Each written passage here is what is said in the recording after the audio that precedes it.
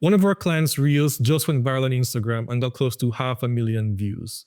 In this video, I'll be breaking down our framework, the psychology, and the tactics behind how we make these short form videos in our agency so you can replicate that and have your own stream of viral hits. We're speaking specifically about extracting viral-worthy clips from podcast episodes. So if you want to just sit at the camera and record and hope a video goes viral, this video will probably not be of any help to you. But if you're starting a podcast or already have one and you want to grow your personal brand and hopefully attract more high-ticket clients, this video will help you to increase the value of every episode by over 1,000%. Now, why is it important to go viral in the first place? There's a saying, if you shoot for the moon and you miss, you'll hopefully land among the stars. That is the traditional thought process about going viral, thinking that if I go viral, I may get some percentage of people actually becoming my clients, but at the very least, a lot more people will get to know who I am and my brand will grow by that number. Now that's a great thought, but that's not our philosophy here at Amazing Gains. I wouldn't encourage you to think about it like that as well. Our philosophy is we want to speak to the right people. We want to attract the ideal clients, not just put our content to as much people as possible. And so we don't try to go viral. And in this case, in this specific video we made, we didn't make any plans to go viral and we didn't actually know it would go viral anyway. What we did was we made a video, we made content like we always do with our framework with the plan to reach our ideal audience, but it has the potential to go viral. Now, when does a video go viral? There are three major levels that's applicable across all the platforms that you can use to determine if your video will go viral or not. You can build your content to optimize for those three things. Now, the first thing is shares. And we'll talk more about, and we'll go into all the details about shares. But what basically a share is when someone decides to when someone likes a video so much, they share with someone. It creates a social exponential effect where I might share with you, you might share with someone else, and so you might share with 5 people, and then all the people come back, they might share with other people, and by the time you know it, it's gone over to thousands and thousands of people, and that viral effect is created. Shares is by far the most important metric. It is the exponential builder and the one that we tend to focus on. Like as I said before, we'll dive more into how we do that. The second thing is comments. The comments similarly have a viral effect. It's also a social effect as well. Both shares and comments are extremely social. I might comment on your video and someone else might have a different opinion or they might have something to say about it, and that can continue as well. I might tag people as well. So it really encourages people to be social. When Instagram sees this or these platforms see it, they want to put out to more people so more people can weigh in and give their comments. And there are ways and means in which we create a viral effect using comments, which we talk about. And finally, the third thing that we try to optimize for is saves. Now, saves is less social than the other two. It's more of a personal type thing, but it's also a great indicator to Instagram or to other platforms that this is content that's valuable to people, that they're saving it for later. But it's one that we don't prioritize more than the other two. Shares is first, comments in second, and saves is third. So now you know why people want to go viral and what our philosophies around going viral. And you also now know what levels you can pull to go viral.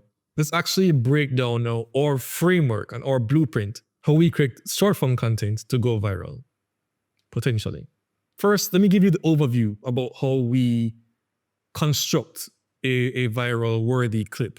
And there are two components. There is the hook and there is the main content of the video. That is how we do it. We keep it very simple. Just two things, the hook and the main content. Now the hook makes up 65% in our estimation of what contributes a video to go viral, while the remaining 35% is based on the content. Now think about it like this. Think about it like a missile, right?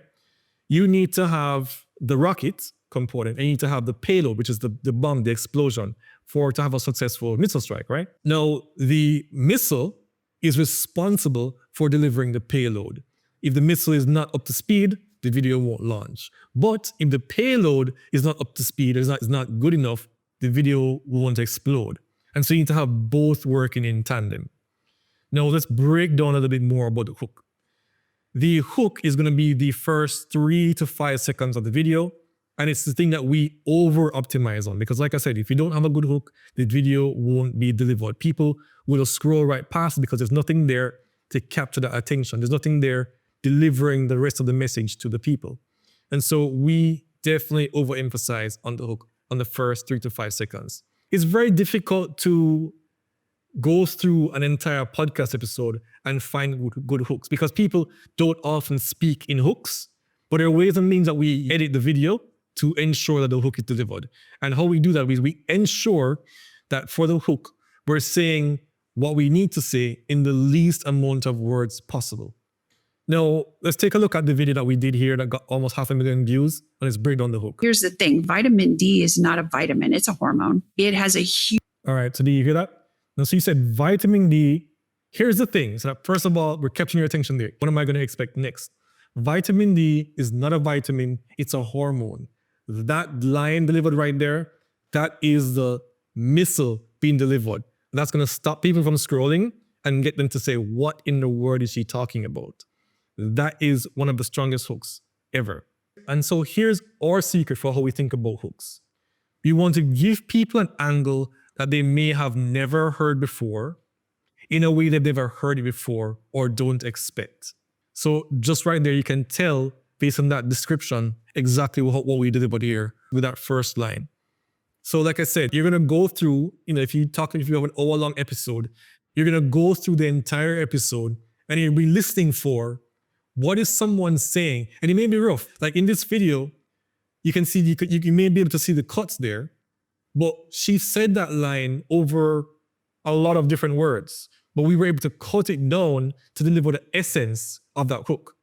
So other people go on the route of overdubbing by using AI to deliver the hook there, but we found this works effectively for us. It's very simple, very straightforward. So we do that instead of going through all the complexities of training AI and all that stuff.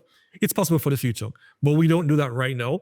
And as you can see, it's very effective. So yeah, you want to listen through and find those rough pieces of what people are saying to say, okay, this could be a hook. This could be, I'm making a note of that.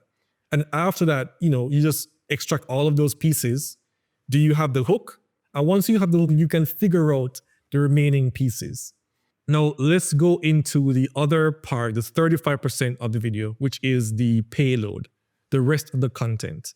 A lot of variables go into this, right? That is the length of the entire video. If it's too long, people are going to drop off. If you take a very long time to deliver that payload, it's going to be, people are going to drop off. If you can deliver a 90-second clip in 40 seconds, that's going to be better than trying to drag out the whole 90 seconds. So to really think about being very judicious about every single word that you have in the main content, because the longer the clip takes to deliver that payload, to deliver all the main content, is the weaker your clip is going to be. So that's one thing, length. You also want to think about completeness of the clip. FOMO, fear of missing out, is dead. We don't try to make clips, at least in our agency, we don't try to make clips based on getting people to, I have to hear more. They're cutting off the clips that people are like, oh, what is this? We used to do that. We realize now, after thousands of clips that we put out, that is not as effective anymore. You want to create content for the people on the platform with the expectation that none of them are going to click off and watch your video or subscribe to your newsletter or anything like that.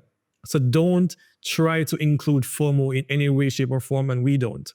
So if you can watch now, the rest of this clip, we'll see exactly what we did here.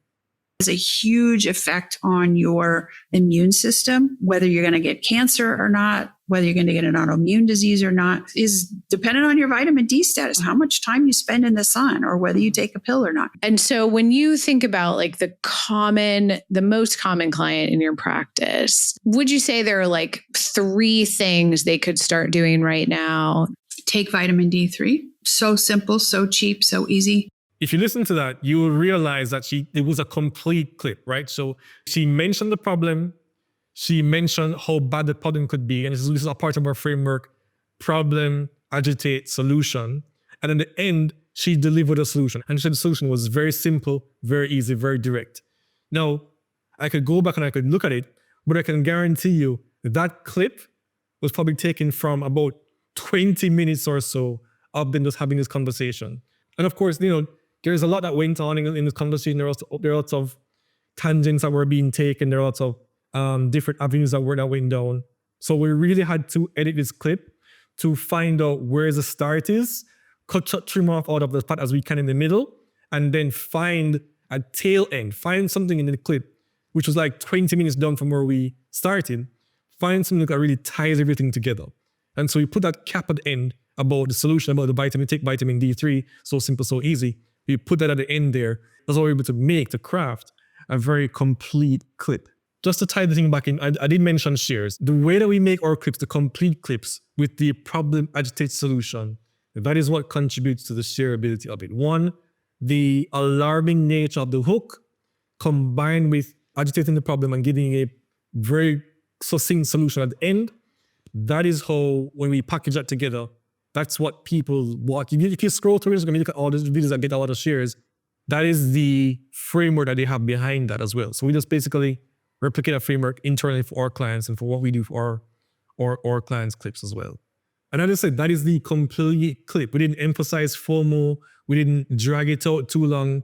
Very short clip with all the different pieces there. And even with that, the majority of people, this is like a 34-second clip. The majority of people, on average, watch about 18 seconds. So even then, the video could have been shorter. You could have probably even gone more viral if you cut even more pieces out of it. So there's always things to optimize. And that's the benefit of podcasts as well. You may make this clip now, and it went viral now, or you can take that same clip, or even different parts of it, cut out more pieces, and republish that about a few months later. And then that would also go viral because we delivered it in the same vein as the video that we did before. And that was just one clip. Like, we publish multiple clips per episode, and all of them have the potential to go super, super viral. And all we're doing is applying that same framework to every video, to every clip, to every episode that we produce. So in this case, this client makes about one episode a week. We do about three clips per episode. Each of them have the potential to go viral. Some do go viral, some don't. And that's just how it works. But we continuously keep pumping, so all of them have the opportunity to go viral. And that's the biggest thing here. And like I said, we don't even care about it going viral because we want people in the comments talking about it. I want people sharing it within the community of the people who would find the most benefit from it and the people who would be the ideal clients.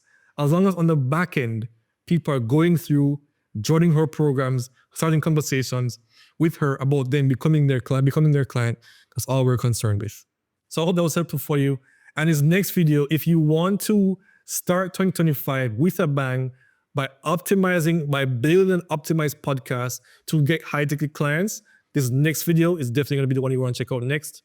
Other than that, I hope you came out from that. Definitely let me know in the comments if this was valuable for you, and see you in the next one.